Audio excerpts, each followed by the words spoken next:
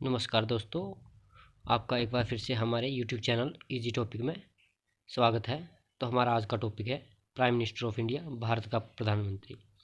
यानी कि भारत के प्रधानमंत्री का चुनाव कैसे होता है, भारत का प्रधानमंत्री कैसे चुना जाता है और उसके क्या कार्य है और उसकी क्या शक्तियाँ है, इन सब टॉपिक के बारे में हम आज पढ़ेंगे।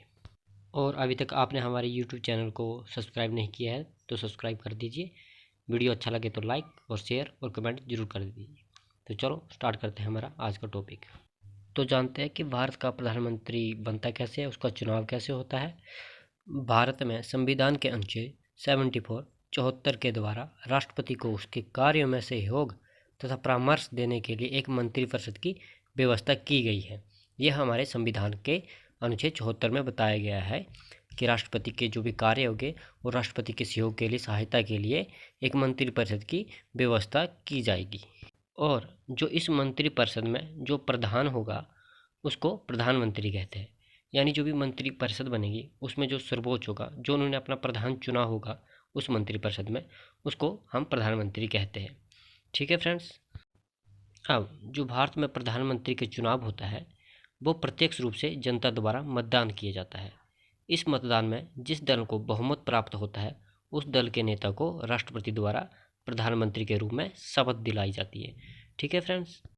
जैसे मान लो आप, भारतीय जनता पार्टी आ गई या कांग्रेस आ गई, वो ये दो दल आ गए। अब इसमें इन दोनों दलों में इन्होंने अपना एक अध्यक्ष चुना है। ठीक है फ्रेंड्स।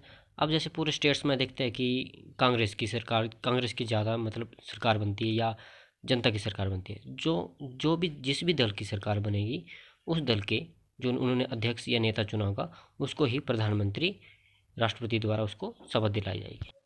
तो फ्रेंड्स, आपको समझ आ गया होगा कि प्रधानमंत्री का चुनाव कैसे होता है। तो जो भारत का प्रधानमंत्री वो कार्यपालिका का प्रमुख होता है। अब देख लो कि सरकार के 3 अंग होते हैं, विधानपालिका, कार्यपालिका और न्यायपालिका। और जो कार्यपालिका होगा उसका जो हेड होगा, जो नेता होगा, वो प्रधानमंत्री होगा।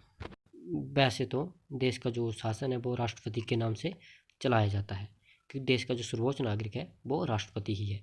परंतु जो वास्तविक जो शासक है वो प्रधानमंत्री है, क्योंकि जो सारी शक्ति है उसका प्रयोग प्रधानमंत्री ही करता है। ठीक है फ्रेंड्स।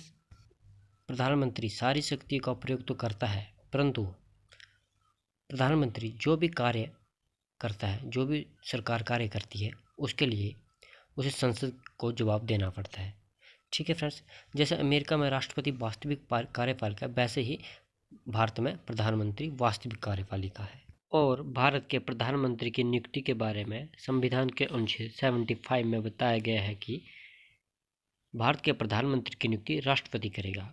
और क्लोज 4 में बताया गया है कि जो राष्ट्रपति है वो प्रधानमंत्री को शपथ दिलाएगा। और भारत के प्रधानमंत्री का कार्यकाल 5 वर्ष तक होता है। तो अभी हमने प्रधानमंत्री के बारे में जाना, उसके चुनाव की प्रक्रिया और उसको कैसे उसका चुनाव होता है, और उसके जो भी डिटेल में हमने प्रधानमंत्री के बारे में जाना। अब जान लेते हैं कि प्रधानमंत्री को क्या शक्तियाँ प्राप्त है और प्रधानमंत्री के क्या क्या कार्य होते हैं। ठीक है फ्रेंड्स। तो प्रधानमंत्री की शक्तियाँ, संवैधानिक तौर पर प्रधानमंत्री को अधिक शक्तियाँ प्राप्त नहीं है, किंतु व्यवहार में वह उन सब शक्तियों का प्रयोग करता है जो संविधान द्वारा राष्ट्रपति को दी गई है। आप यूँ समझ लो कि जो मतलब संविधान तौर पर तो प्रधानमंत्री को कुछ ज़्यादा शक्तियाँ प्राप्त नहीं है। संविधान के अनुसार देखा जाए तो सारी शक्तियाँ क्या है वो राष्ट्रपति को ही दी गई है। परंतु वास्तविकता इस तरह से नहीं है, क्योंकि वास्तविकता तो यही है कि सारी शक्तियाँ क्या है वो प्रधानमंत्री ही यूज़ करता है। प्रधानमंत्री के द्वारा ही सभी शक्तियों का प्रयोग किया जाता है। राष्ट्रपति तो एक नाम मात्र का ही अध्यक्ष है, मतलब राष्ट्रपति तो एक नाम का ही है कि हाँ इसके नाम पे शक्तियाँ है और यही शक्ति का यूज़ करेगा जो संवैधानिक तौर पर है। ठीक है फ्रेंड्स। और जो वास्तविकता है वो तो आपको पता ही है कि जो प्रधानमंत्री होता है देश का, वही ही सारी शक्तियों का प्रयोग करता है। चाहे विदेश नीति हो या विदेश के मामले हो, चाहे अपने राष्ट्रीय मामले हो, इन सभी विषयों पर प्रधानमंत्री के अनुसार ही कार्य किया जाता है। ठीक है फ्रेंड्स। तो अब पहली शक्ति की बात करते हैं। पहली शक्ति आपकी मंत्रिपरिषद का स्वामी।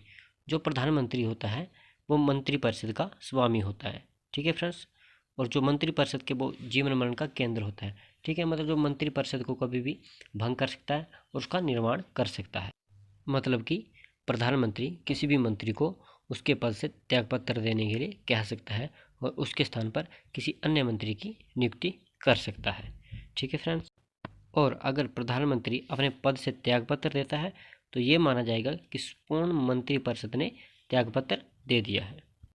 और हाँ फ्रेंड्स, अगर कोई मंत्री प्रधानमंत्री की आज्ञा का पालन नहीं करता है तो प्रधानमंत्री राष्ट्रपति से परामर्श करके उसे उसके पद से उसे निकाल सकता है, यानी उसे पदच्युत करवा सकता है। ठीक है फ्रेंड्स। और अगली शक्ति आती है लोकसभा का नेता। तो प्रधानमंत्री लोकसभा का नेता होता है और शासन संबंधी जितनी भी महत्वपूर्ण नीतियाँ होती है वह उनकी घोषणा करता है। ठीक है फ्रेंड। और अन्य मंत्री लोकसभा को अगर संतुष्ट नहीं कर पाते तो प्रधानमंत्री सभी को संतुष्ट करता है। ठीक है फ्रेंड्स। और जितने भी महत्वपूर्ण विषय होते हैं और समस्या होती है उन पर सभा पर वाद विवाद करता है और उनका उत्तर देता है। ठीक है फ्रेंड्स। और प्रधानमंत्री संसद का कार्यक्रम निश्चित करता है और आवश्यकता पड़ने पर लोकसभा को राष्ट्रपति से भंग करवा सकता है। ठीक है फ्रेंड्स। और हमारी अगली शक्ति आती है नियुक्ति संबंधी शक्तियाँ, यानी कि जितनी भी नियुक्ति होती है उसके बारे में प्रधानमंत्री को शक्तियाँ प्रदान है। तो संविधान में उच्च अधिकारियों की नियुक्ति संबंधी शक्तियाँ राष्ट्रपति को दी गई है, किंतु जो व्यवहार में उनका प्रयोग है वो प्रधानमंत्री ही करता है।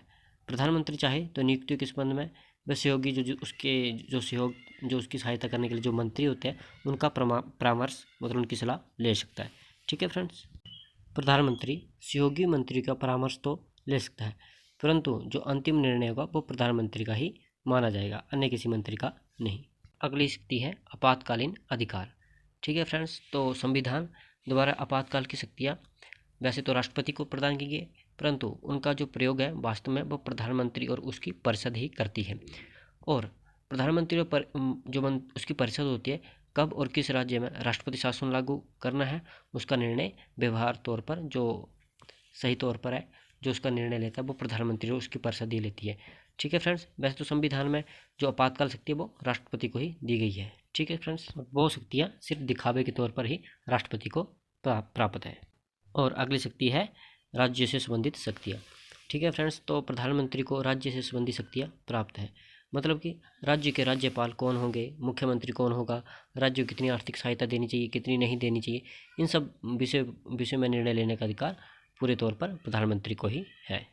और प्रधानमंत्री की अगली शक्ति है दल के नेता के रूप में शक्तियाँ। ठीक है फ्रेंड्स। तो भारत का वास्तविक जो दल का नेता होता है वो प्रधानमंत्री ही होता है। ठीक है फ्रेंड्स। और जो भी दल की जो भी नीति जो भी कार्यक्रम है वो प्रधानमंत्री ही निश्चित करता है। ठीक है फ्रेंड्स। अब बात करते हैं कि जो साथ ही उसके जो राज्य में कौन मुख्यमंत्री होगा और किसे मुख्यमंत्री बनाया जाएगा।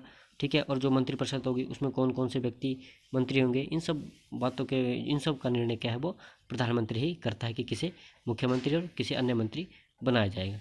ठीक है फ्रेंड्स। और प्रधानमंत्री ये भी निश्चित करता है कि लोकसभा और विधानसभा के आम चुनावों में किसे टिकट दिया जाए और किसे टिकट नहीं दिया, इन सब का निर्णय प्रधानमंत्री ही करता है। और अगली शक्ति है अंतर्राष्ट्रीय क्षेत्र में भारत का प्रतिनिधित्व। ठीक है। कि अंतर्राष्ट्रीय क्षेत्र में भारत का प्रतिनिधि, जो अंतर्राष्ट्रीय क्षेत्र में प्रधानमंत्री का महत्वपूर्ण स्थान है। ठीक है फ्रेंड्स। जो अंतर्राष्ट्रीय जो विदेशों में है जिसमें कि प्रधानमंत्री का जो स्थान है वो सर्वोच्च होता है। ठीक है। जो विदेश नीति होती है उस पर प्रधानमंत्री का पूर्ण नियंत्रण होता है और जो कि किसी भी देश की जो विदेश नीति होती है वो एक प्रधानमंत्री ही निश्चित करता है कि उस नीति में क्या होगा क्या नहीं होगा। ठीक है। ये उस देश के प्रधानमंत्री पर भी डिपेंड करता है। ठीक है फ्रेंड्स।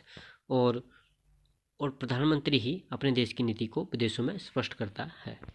तो प्रधानमंत्री की अगली शक्ति है राष्ट्रपति तथा मंत्रिपरिषद के बीच की कड़ी, मतलब कि जो राष्ट्रपति और मंत्रिपरिषद के बीच की जो भी ये है जो प्रधानमंत्री क्या है जो एक डोर के रूप में उसका काम करता है।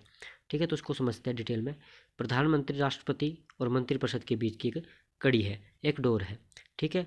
तो प्रधानमंत्री ही राष्ट्रपति को जो मंत्रिपरिषद के जो निर्णय होते हैं वो कार्य होते हैं उनसे अवगत करवाता है कि ये मंत्रिपरिषद के कार्य है, मंत्रिपरिषद ऐसी है, मंत्रिपरिषद ये कार्य कर रही है, उन सब के बारे में डिटेल में प्रधानमंत्री क्या है वो राष्ट्रपति को बताता है। और मंत्रिपरिषद और राष्ट्रपति के बीच में जो भी विचार विमर्श का माध्यम है वो प्रधानमंत्री ही होता है, यानी कि मंत्रिपरिषद और राष्ट्रपति के बीच में जो भी विचार विमर्श होगा वो प्रधानमंत्री के माध्यम से होगा। तो फ्रेंड्स ये थी प्रधानमंत्री की कार्य और शक्तियाँ। मिलते हैं अगली वीडियो में, तब तक के लिए बाय बाय।